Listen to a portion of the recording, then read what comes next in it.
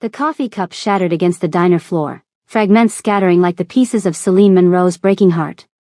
Her hands trembled as she gripped the phone, the caseworker's cold voice still echoing in her ear. 72 hours, Ms. Monroe. Bring proof of marriage and stable housing, or Naomi stays in the system permanently. 72 hours to find a husband.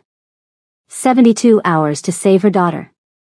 Impossible, she whispered, mascara-stained tears tracking down her brown cheeks. Behind her, a chair scraped against the floor.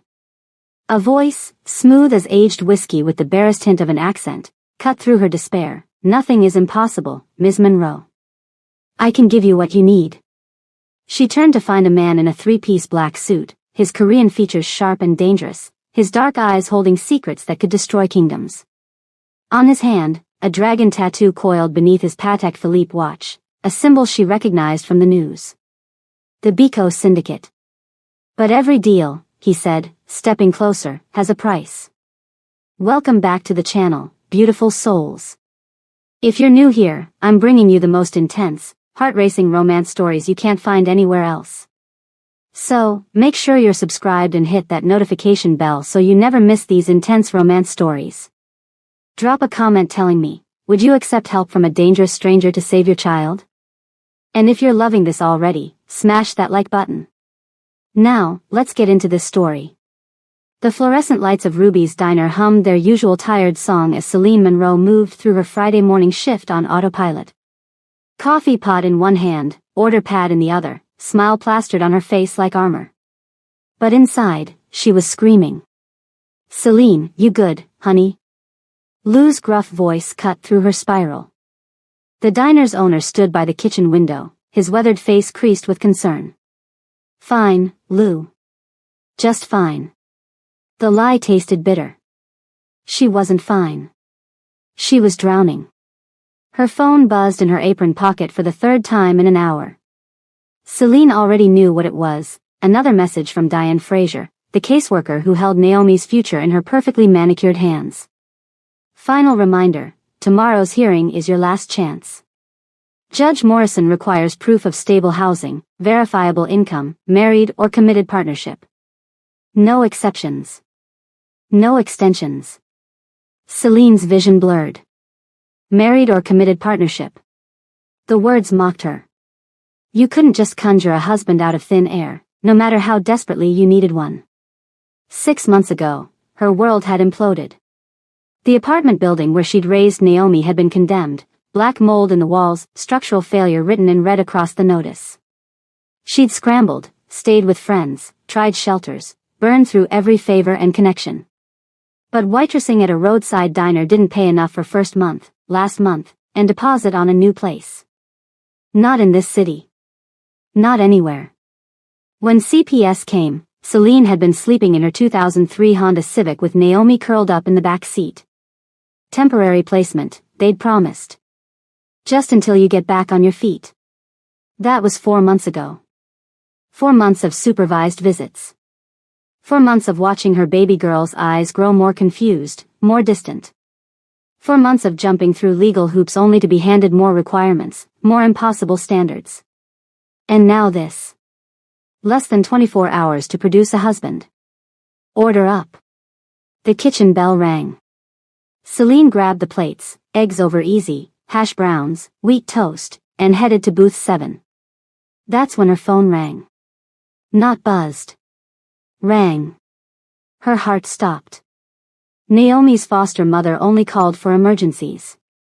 Lou, I need to. Take it, he said, waving her toward the back. Celine barely made it to the break room before answering. Hello? Is Naomi okay? She's fine physically. Mrs. Patterson's voice was carefully neutral.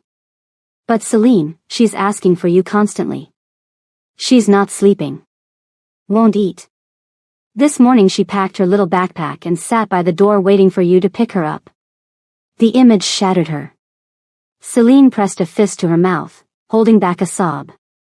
I know tomorrow is the hearing, Mrs. Patterson continued. I'll be honest with you, I've been doing this for 15 years.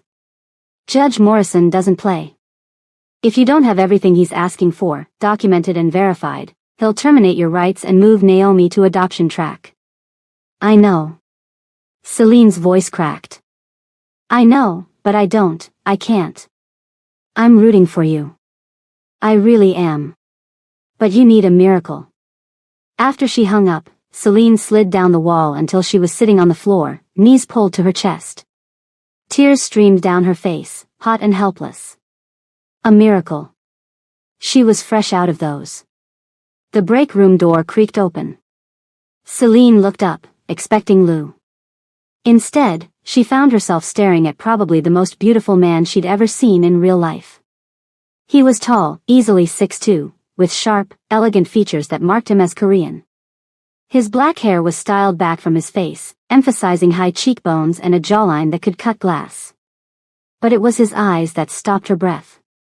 Dark, intense, and currently fixed on her with an expression she couldn't read. He wore a three-piece black suit and carried himself with the kind of confidence that came from power. Real power. I'm sorry, Celine scrambled to her feet, swiping at her tears. This area is employees only. I know.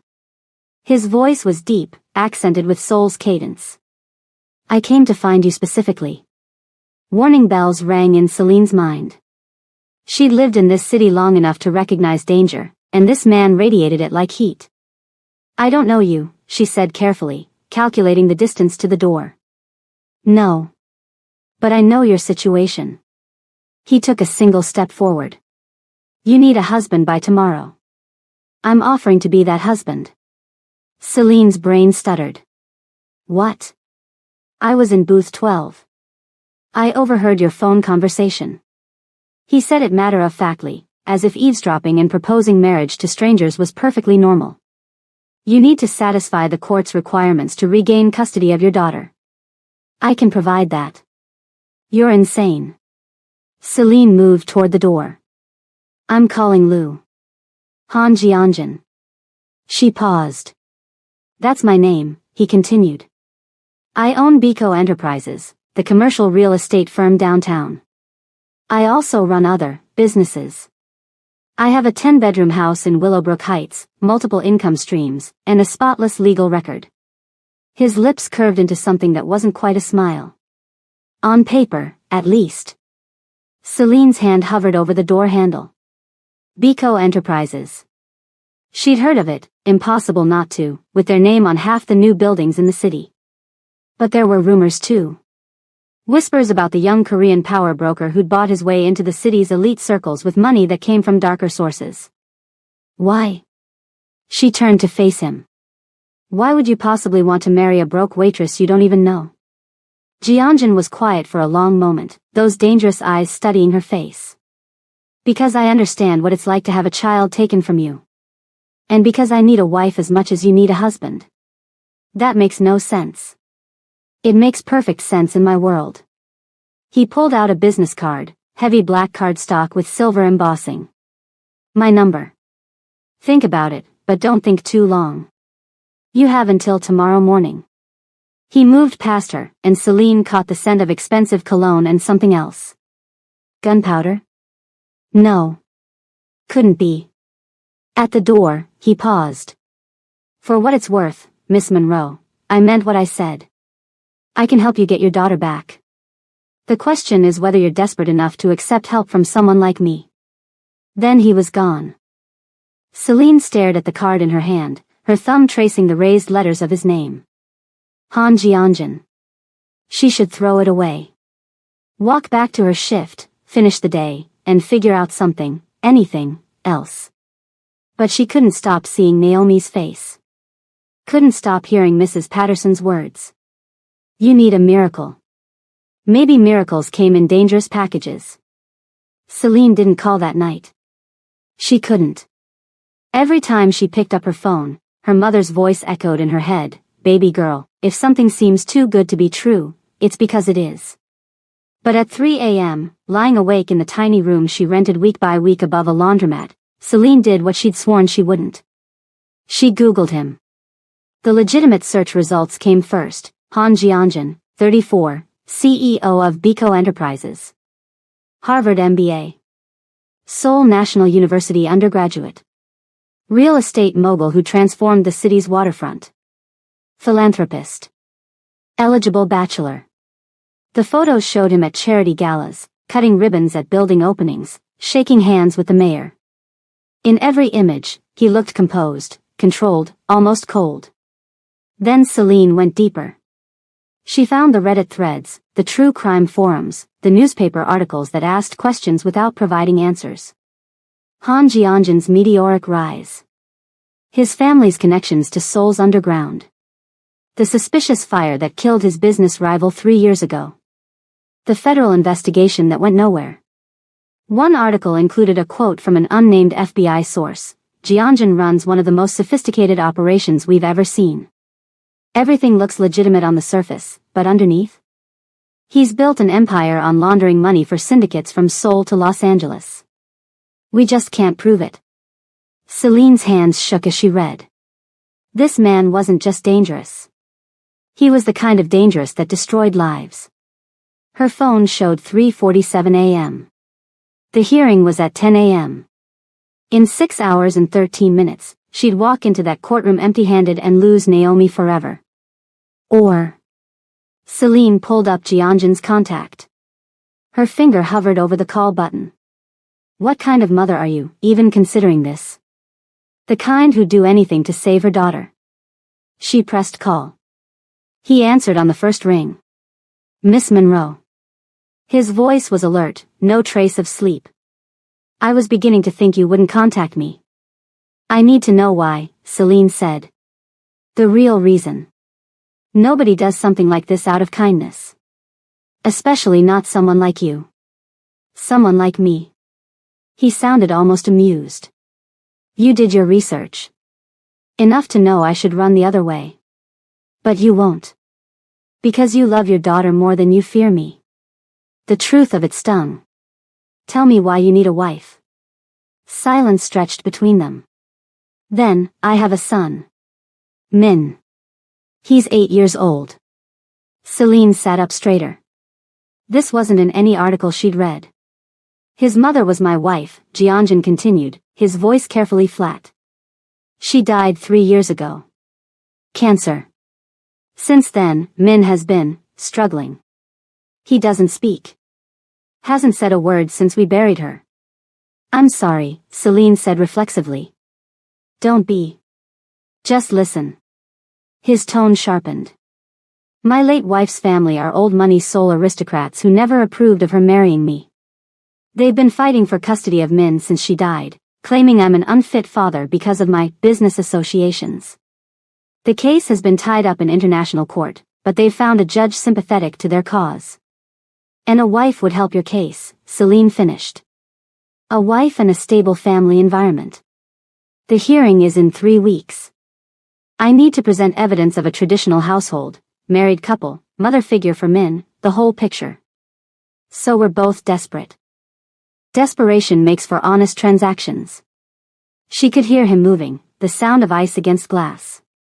Here's what I'm offering, we marry tonight. I provide immediate documentation of marriage, housing, and income for your court appearance tomorrow. You and your daughter move into my home. We maintain the appearance of a committed relationship until both our custody situations are resolved. And then what? Then we reassess. If you want to leave, I'll provide you with enough money to start over, first-class apartment, job references, whatever you need. If you prefer to stay. He paused. We can discuss alternative arrangements. This is insane, Celine whispered. Yes, Jianjin agreed. But it's also your only option. You have 5 hours until you need to be at the courthouse. I can have the marriage license expedited and a judge ready to perform the ceremony by 8 a.m. That gives you time to file the documentation before your 10 a.m. hearing. You can get a marriage license that fast? Miss Monroe, I can get anything that fast. That's what power means. The casual way he said it sent chills down her spine. This was a man who bent the world to his will through money, influence, and probably violence. If I do this, Celine said slowly, I need guarantees. About my safety. About Naomi's safety. You'll both be safer than you've ever been, Jianjin said, and she believed him. I protect what's mine, and if you agree to this, you become mine to protect. No one will touch you or your daughter. I promise you that. Mine. The possessive word should have terrified her. Instead, it sparked something else. Something she didn't want to examine. I need time to think. You don't have time. His voice was gentle but firm. I'll text you an address. Be there by 7 a.m. if you want to save your daughter. Don't be there if you'd rather take your chances with the judge. He hung up. 30 seconds later, a text arrived with an address in Willowbrook Heights, the most expensive neighborhood in the city. Below it, a single line, bring whatever matters to you. You won't be going back to that room above the laundromat. Celine looked around her space. Everything she owned fit in 2 duffel bags. Clothes, photos of Naomi, her mother's recipe book. The sum total of a life that had been stripped down to bare survival. She thought about Naomi sitting by the door with her backpack, waiting for a mother who couldn't come. Then she started packing. What do you think? Is Jianjun genuinely trying to help, or does he have darker motives? Drop your theories in the comments. And if you're as hooked as I am, hit that subscribe button and share this with someone who loves a dangerous romance. Now let's see what happens when Celine shows up at his door. The house, no, the estate, took Celine's breath away. Wrought iron gates opened to a circular driveway where a fountain burbled quietly in the pre-dawn darkness. The main house was modern, all clean lines and floor-to-ceiling windows, lit from within like a jewel box. Celine's Honda sputtered and died in front of the entrance, as if even her car knew it didn't belong here. Before she could second-guess herself, the massive front door opened. Jianjun stood backlit in the doorway, and Celine's stomach flipped. In the diner, he'd been intimidating. Here, in his own domain, he was absolutely devastating. He'd changed into a fresh suit, charcoal gray this time, and his hair was still wet from a shower. You came, he said, and was that relief in his voice? I'm probably making the biggest mistake of my life, Celine replied, grabbing her duffel bags. Probably. His lips quirked. But at least it's an interesting mistake. He took her bags before she could protest and led her inside. The interior was stunning, marble floors, modern art on the walls, a floating staircase that curved up to the second floor. Everything was decorated in blacks, whites, and grays, sophisticated and a little cold. My attorney is in the study with the paperwork, Jianjun said. We'll need to review and sign before we head to the courthouse. Where's your son? Jianjun paused mid-step. Sleeping. I haven't told him yet. I wanted to make sure you'd actually show up before I explained that he was getting a stepmother. The word stepmother hit Celine like a physical blow. This wasn't just a legal arrangement. She'd be stepping into a child's life, a grieving, traumatized child who'd already lost one mother. I want to meet him, she said. Before we do this. I need to see him. Jianjun studied her for a long moment, then nodded. Follow me. They climbed the floating staircase to the second floor, moving down a hallway lined with photographs. Celine caught glimpses of a beautiful Korean woman with a gentle smile, Jianjun's late wife. In every photo where they appeared together, his hand was on her, his body angled toward her protectively. He'd loved her. Deeply. Celine wondered what it would feel like to be loved like that by a man like him, then shoved the thought away. This was a transaction. Nothing more. Jianjun opened a door at the end of the hall. The room inside was the opposite of the rest of the house's minimalism. Toys lined shelves, drawings covered the walls, and glow-in-the-dark stars dotted the ceiling. In a bed shaped like a race car, a small figure slept curled around a stuffed tiger. Min was beautiful. Even in sleep, Celine could see the delicate features he'd inherited from his mother and the strong bone structure that came from Jianjun. His hair fell across his forehead in soft black waves. Hey, buddy, Jianjun said softly, sitting on the edge of the bed. There's someone I want you to meet. Min's eyes opened, dark and solemn and ancient in his small face. He looked at his father, then at Celine standing in the doorway. No fear. No surprise. Just calm assessment. This is Celine, Jianjun continued, his hand gentle on his son's back. She's going to be staying with us. She has a daughter about your age named Naomi. Min sat up slowly, still watching Celine. She stepped forward, crouching so she was at his eye level. Hi, Min. Your dad's right, I have a little girl. She loves to draw, just like you. Celine gestured to the artwork covering the walls. These are really good. Especially the tiger. Min's gaze flicked to the drawing she'd indicated, a fierce orange tiger with kind eyes. He looked back at Celine, then did something that made her throat tight. He reached out and took her hand. His palm was small and warm in hers. He didn't speak, couldn't or wouldn't, she didn't know, but his eyes asked a question. Are you going to leave too? I'm going to try really hard to stay, Celine whispered, knowing it was a promise she might not be able to keep. Min nodded once, as if that was enough, and released her hand. Jianjin's expression when she looked up was unreadable, but something had shifted in the air between them. We should go, he said quietly. The attorney is waiting. The paperwork was extensive. Prenuptial agreement, Jianjin would retain all assets acquired before the marriage. Celine would receive a generous settlement upon divorce. Custody arrangements, both parties would have equal parental rights to both children while married. Financial agreements, Jianjin would provide all housing, food, and educational expenses. Celine would receive a monthly allowance that made her eyes water, $10,000 for personal expenses. This is too much, Celine said, staring at the number. It's standard for my wife, Jianjin replied. You'll have social obligations, clothing requirements, appearance standards. 10,000 is reasonable. His wife. She was about to become his wife. The attorney, a sharp-eyed woman named Grace Park, slid the final document across the desk. Marriage license. Sign here and here. Celine's hand shook as she picked up the pen. Miss Monroe. Jianjin's voice stopped her. Once you sign this, you're under my protection. But you're also in my world.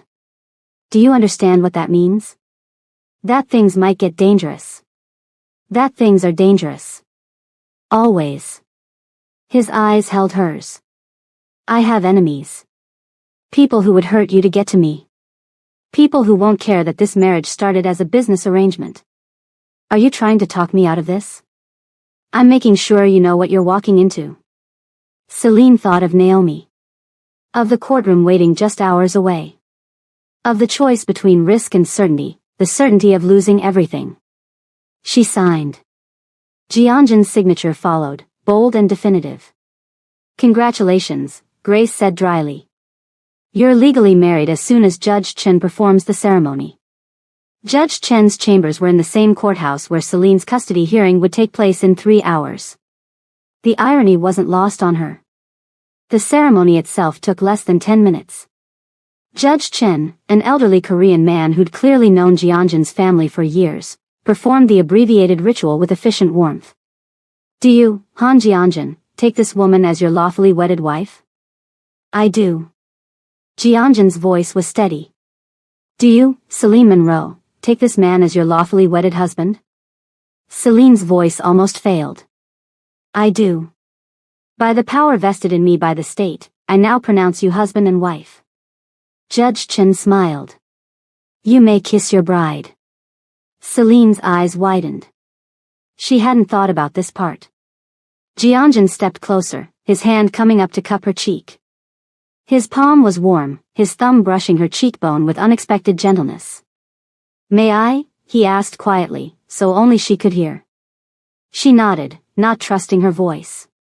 His lips met hers softly, a bare brush of contact that somehow felt more intimate than anything Celine had ever experienced. He tasted like coffee and mint and something darker, more dangerous.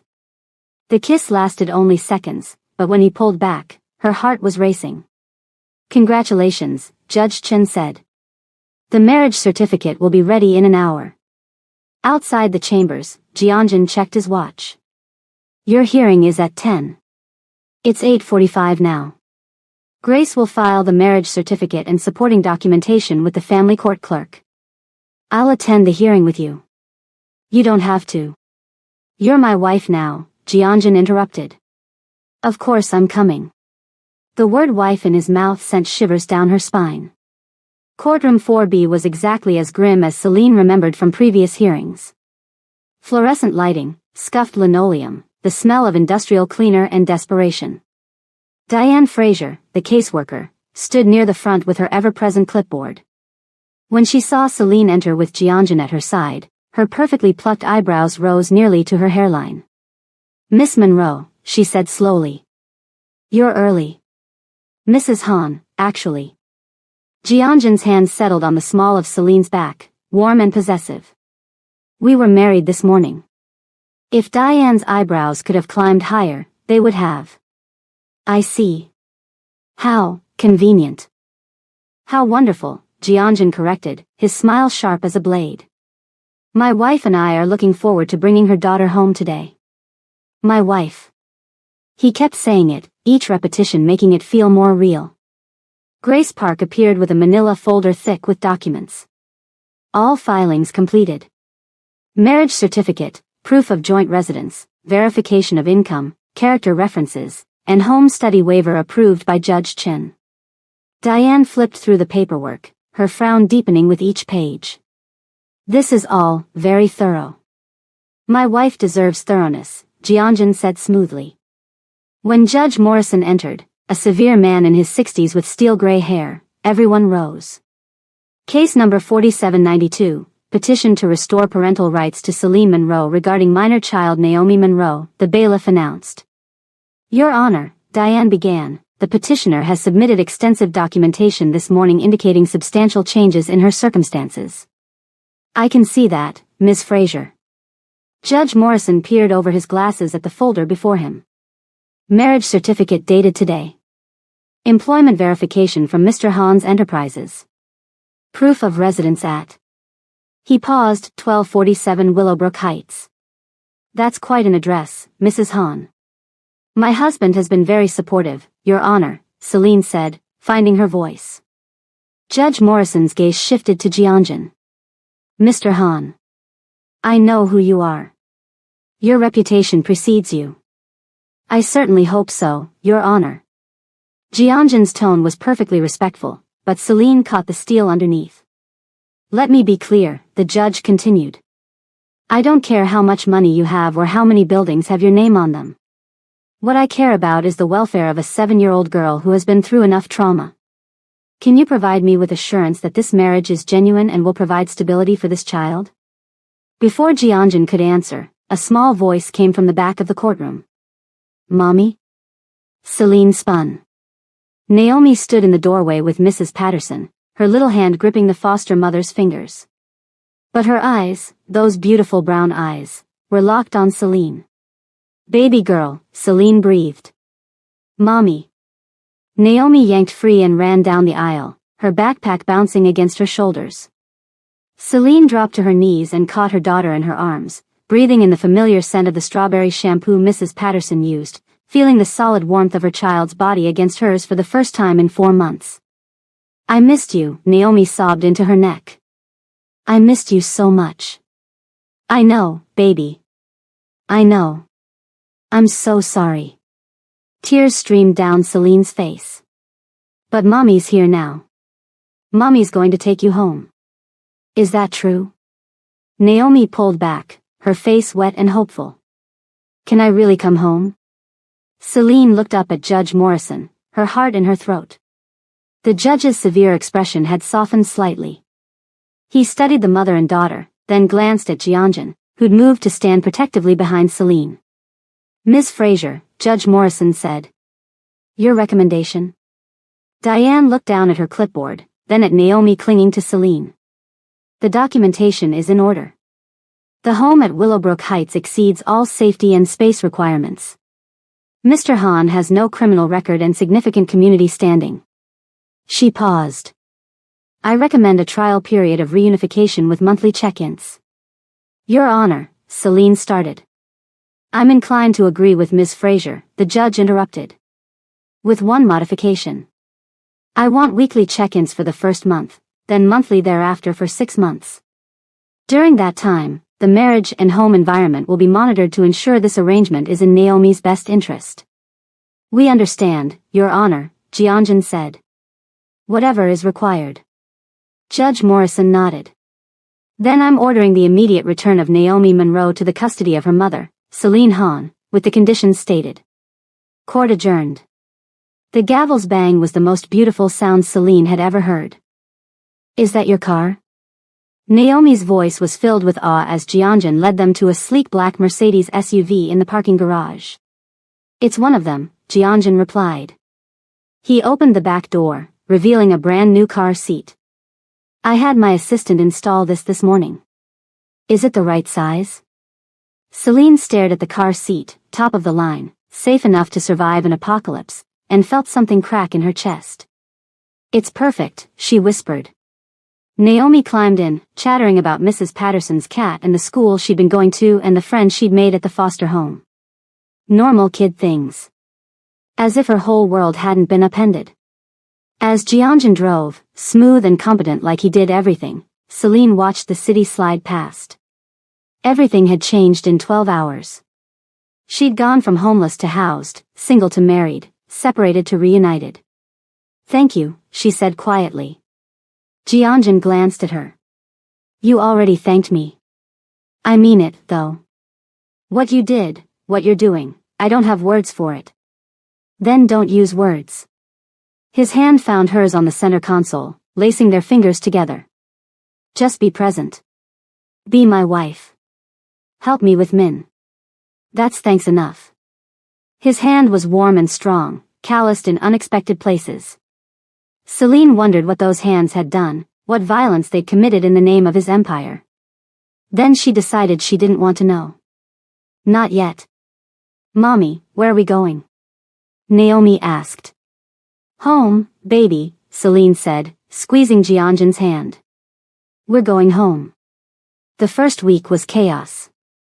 Naomi was overwhelmed by the mansion, by having her own room, with an ensuite bathroom and a balcony overlooking the gardens, by the sudden appearance of a stepfather and stepbrother.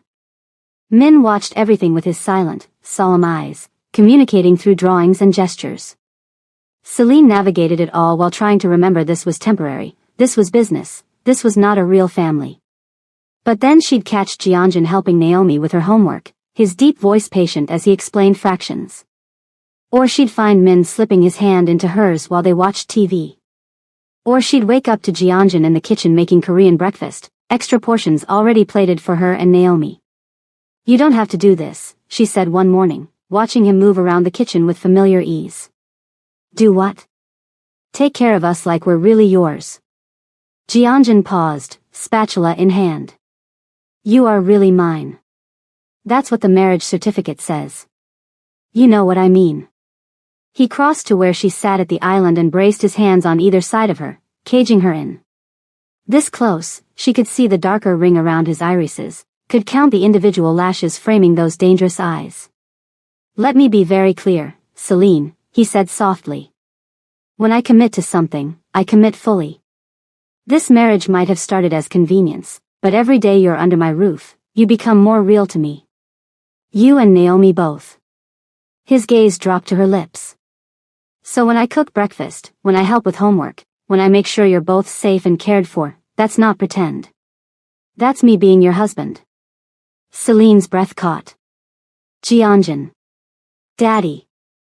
Min won't share his crayons. Naomi's voice shattered the moment. Jianjun straightened, his mask of control sliding back into place. I'll handle it, he said, and left the kitchen. Celine pressed a hand to her racing heart. This was getting complicated. The first sign of real danger came 2 weeks into the marriage. Celine was at the grocery store with both kids. Jianjun had insisted on a security detail, a polite but intimidating man named Day who shadowed them everywhere, when her phone rang. Unknown number. Hello? Mrs. Han. The voice was male, accented, unfamiliar. You don't know me, but I know you. I know your daughter Naomi is 7 years old. I know she's wearing a yellow dress today. I know she's standing right next to you in the cereal aisle. Ice flooded Celine's veins. She grabbed Naomi's hand and pulled her close, her eyes scanning the store wildly. Who is this? A concerned party. Your husband has something that belongs to my employer. We'd like it back. If he doesn't comply, well. The voice turned ugly. Pretty little girls are so fragile, aren't they? The line went dead. Day was at Celine's side in seconds. Mrs. Hahn, what's wrong? Someone just threatened Naomi. Her voice shook. They're watching us right now. Day's expression went arctic. He spoke rapid Korean into his earpiece while herding Celine and the kids toward the exit. 2 more security personnel materialized from nowhere, forming a protective barrier. They were home in 15 minutes. Jianjin's Mercedes was already in the driveway, which meant he'd left work early. He met them at the door, his face a mask of cold fury. Inside. Now. Once the kids were settled in the den with Min's tablet and strict instructions not to leave the room, Jianjin turned to Celine. Tell me exactly what happened. She recounted the call, watching his expression grow darker with every word. Fucking Huang, he bit out. I should have known he'd pull something like this. Who's Huang? A rival who thinks he can take over my territories. Jianjin paced like a caged tiger. He's been pushing boundaries for months, but this, threatening my family, this is a declaration of war. My family. He said it like he meant it. What does he want? Celine asked. Jianjin stopped pacing. I intercepted a shipment of his last month. High-grade product worth about 20 million street value. He wants it back. So give it to him. It's not that simple. Jianjin's jaw tightened. In my world, backing down once means you're weak. And weak men don't survive. But if you don't, I will handle this. He crossed to her, his hands coming up to frame her face.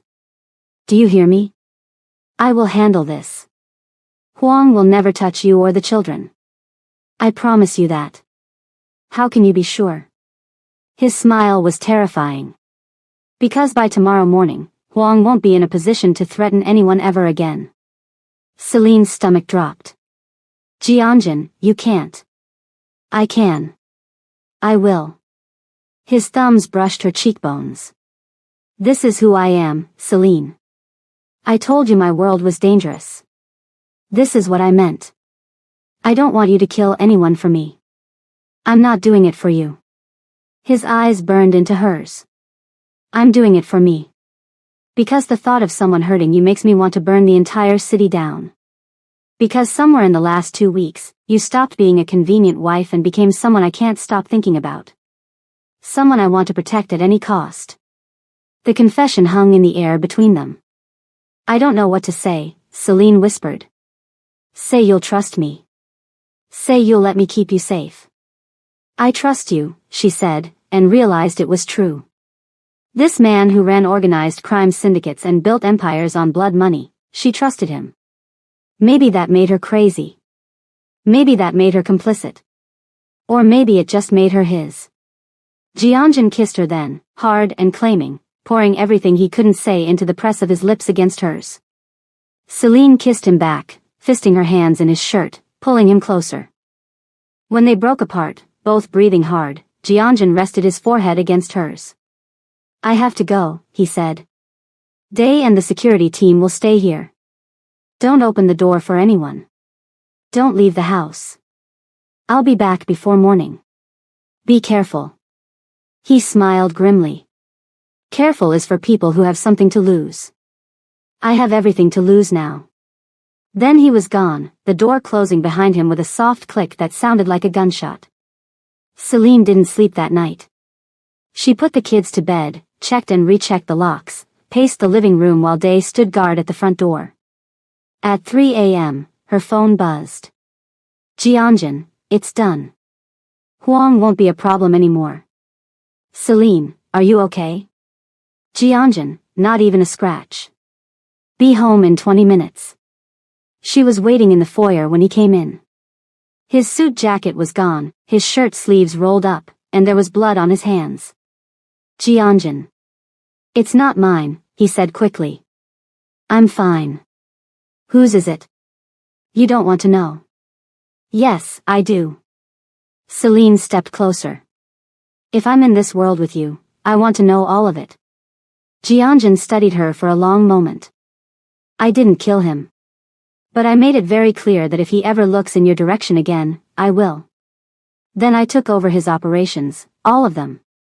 By sunrise, everyone in the organization will know you and the children are untouchable. Just like that? Just like that. He moved toward the stairs. I need a shower. Go back to bed. Jianjun. He paused. Thank you for protecting us. Always, he said simply, and continued up the stairs. Celine stood alone in the foyer, her heart pounding. She'd married a monster to save her daughter. But somewhere along the way, that monster had become her husband. And God help her, she was falling in love with him. 6 weeks into the marriage, Diane Fraser showed up for her monthly check-in. Celine tried not to panic as the caseworker toured the house, made notes on her clipboard, observed Naomi playing with Min in the game room. They seem close, Diane observed. They're siblings, Celine said. Of course they're close. Step-siblings, Diane corrected, but her tone wasn't unkind. How are things with you and Mr. Han? I'm falling in love with him and it terrifies me. Good, Celine said aloud. Really good. He's been incredibly supportive. And the marriage? It's genuine. Celine thought about the way Jianjun looked at her over morning coffee. The way his hand found hers under the dinner table. The way he'd kissed her temple last night and whispered, "Sleep well, beautiful," before heading to his study for late-night calls. Yes, she said. It's genuine. Diane made another note. I'm going to recommend to Judge Morrison that we extend the check-ins to bi-monthly. You've exceeded expectations, Celine. Congratulations. After Diane left, Celine found Jianjun in his office.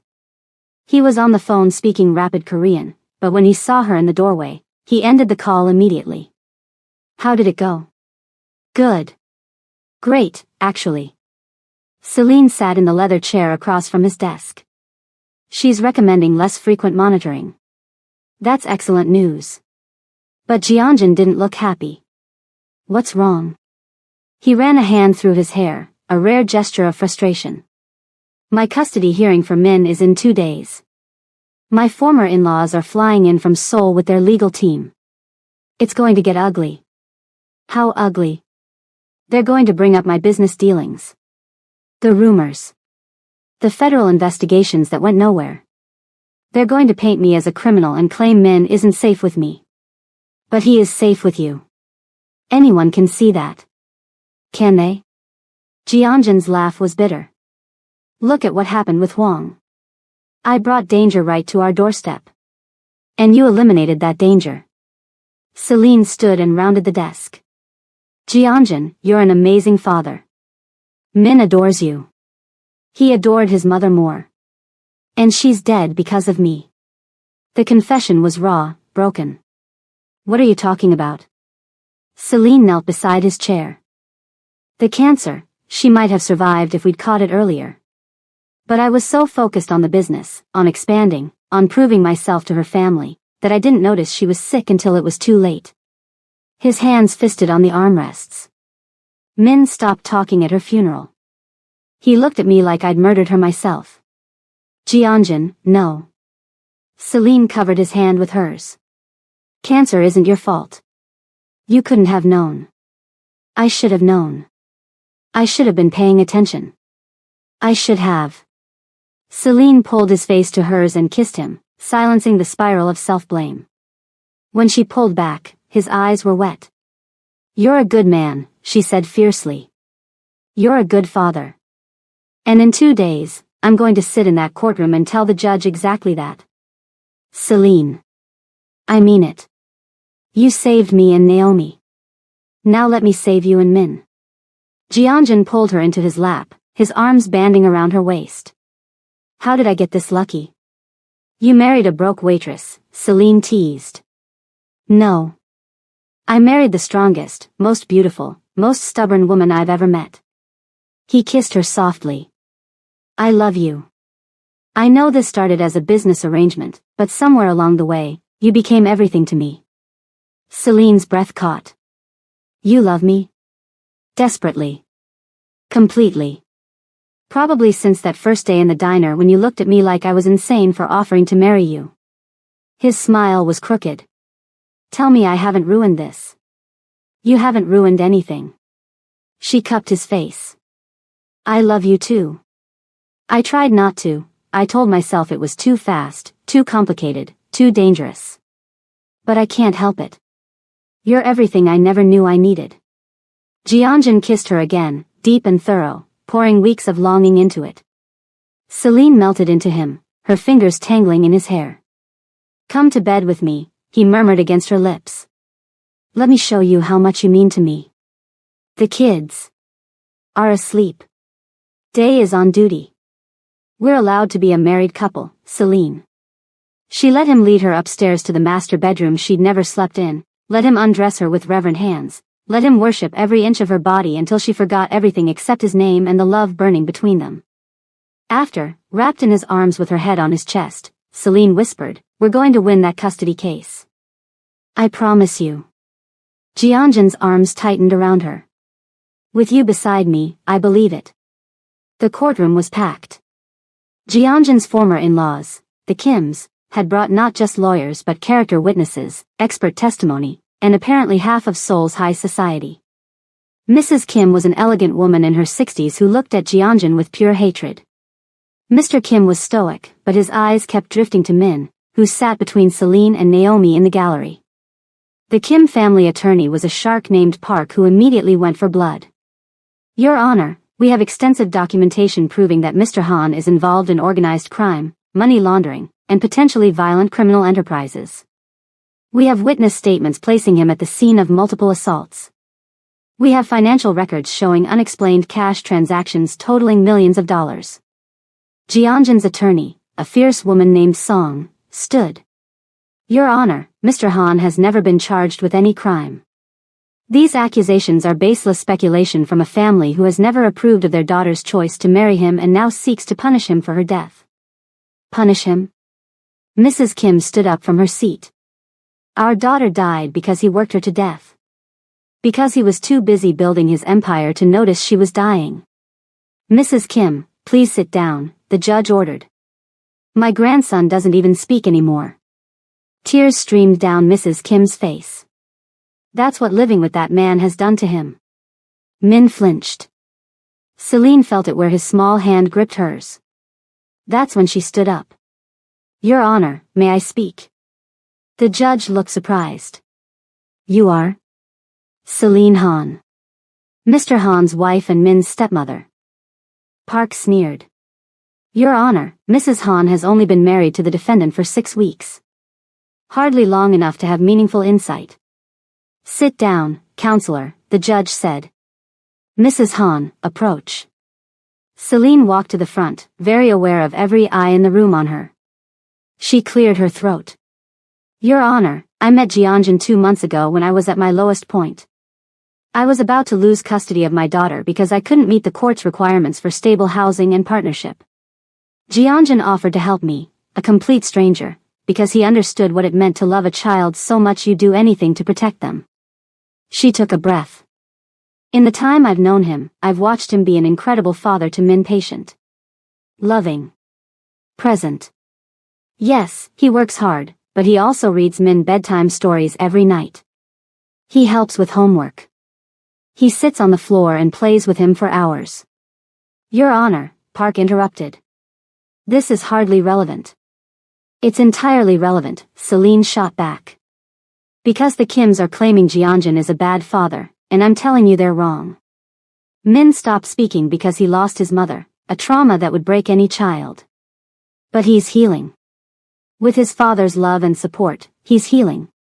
She looked at Min in the gallery. Min, can you come here, please? The little boy slipped off his seat and walked to Celine, his hand finding hers immediately. Your Honor, I know Min doesn't speak. But he can communicate. Min, do you want to stay with your daddy? Min looked up at her with those solemn eyes, then nodded firmly. Are you happy at home with us? Another nod, more emphatic. Do you feel safe? This time Min didn't just nod. He held up his hand and made a gesture, thumb, index, and pinky extended. The sign for, I love you. Celine's throat tightened. She crouched down. Who do you love, buddy? Min pointed at Jianjun. Then at Celine. Then at Naomi. Then he placed his hand over his own heart. My family. The message was clear. Your Honor, Celine said, standing. This little boy has already lost his mother. Please don't take away his father too. The courtroom was silent. Judge Lee, a Korean-American woman in her 50s, studied Min, then Jianjun, then the Kims. I'd like to speak with Min privately, she said. In my chambers. 20 minutes later, they returned. Min went straight to Jianjun, who lifted him into his arms and held him tight. Judge Lee took her seat. After speaking with Min and reviewing all the evidence, I've reached a decision. While the Kim's concerns about Mr. Han's business dealings are noted, there is no criminal conviction, no evidence of direct harm to the child, and most importantly, clear evidence that Min wishes to remain with his father. Mrs. Kim made a sound of protest. Furthermore, Judge Lee continued, I'm impressed by the stable home environment Mr. and Mrs. Han have created. Min has shown marked improvement in his therapeutic evaluation since Mrs. Han entered his life. Therefore, I'm denying the Kim's petition for custody and affirming Mr. Han's sole parental rights. This case is closed. The gavel fell. Jianjun's knees buckled. Celine caught him, her arms wrapping around both him and Min as he buried his face in her neck. You did it, he whispered. God, Celine, you saved him. We saved him, she corrected. That's what family does. 6 months later, Celine stood in the kitchen of the home that had become truly hers, preparing Sunday dinner. Outside, Jianjun played in the garden with Min and Naomi, their laughter floating through the open windows. Min still didn't speak, but last week he'd started humming, soft, tuneless songs that brought tears to Jianjun's eyes. Progress. Celine's phone buzzed. A text from Diane Fraser, final report submitted to Judge Morrison. All monitoring officially concluded. Congratulations, Celine. You did it. She had done it. They had done it. The front door opened. Something smells amazing, Jianjun called. Your mom's Korean fried chicken recipe, Celine called back. I finally got it right. He appeared in the kitchen doorway, grass stains on his jeans and happiness in his eyes. Have I told you today that I love you? Only 3 times. Unacceptable. I love you. He crossed to her and kissed her thoroughly. 4. Daddy. Celine. Min did something. Naomi's shriek brought them running to the garden. Min stood by the flower bed, his mouth open. And then, so quietly they almost missed it, look. 1 word. The first word in 3 years. Jianjun dropped to his knees. Min? Did you just say it again, buddy? Please. Look. Louder this time, more confident.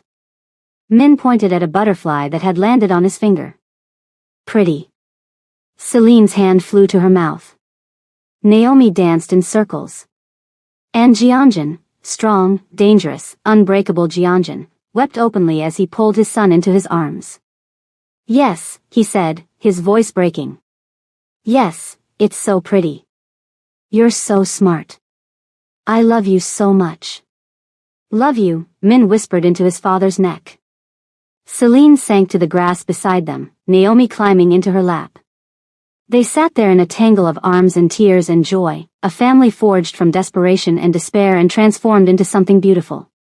That night, after the kids were asleep, Jianjun found Celine on the balcony off their bedroom. What are you thinking about? He asked, wrapping his arms around her from behind. How 6 months ago, I thought my life was over. And now. She turned in his embrace. Now I have everything I never knew I could have. Funny. I was thinking the same thing. He kissed her forehead. I have something for you. He pulled out a small velvet box. Inside was a ring, not the simple band they'd exchanged in Judge Chen's office, but a stunning diamond that caught the moonlight. I know we're already married, Jianjun said. But I want to do this right. Celine Monroe Han, will you stay married to me? Not because you need to, but because you want to. Celine's answer was to kiss him until they were both breathless. Is that a yes? He asked, smiling against her lips. That's a yes. Forever yes. He slid the ring onto her finger, and they stood there under the stars, two broken people who'd somehow found each other and become whole. Later, much later, wrapped in their bed with Jianjun's steady heartbeat under her ear, Celine thought about the desperate woman who'd walked into that courthouse 6 months ago. She'd needed a husband by tomorrow. Instead, she'd found a family forever. And that was the greatest miracle of all. Wow. I'm literally crying. Celine and Jianjun didn't just save their children, they saved each other. Did you love this story as much as I did? Smash that like button if you're Team Jianjun and Celine forever. And you know I need to know, what was your favorite moment? The proposal? The courtroom confession? That first kiss? Drop it in the comments. Make sure you're subscribed with notifications on because I post these intense romance stories every day, and trust me, you don't want to miss the next one. Share this video with your friends who love a dangerous alpha who's soft for his woman. And if you want more mafia romance, check out the videos on our channel, you're going to love it. Thanks so much for watching, and I'll see you in the next story. Bye, loves.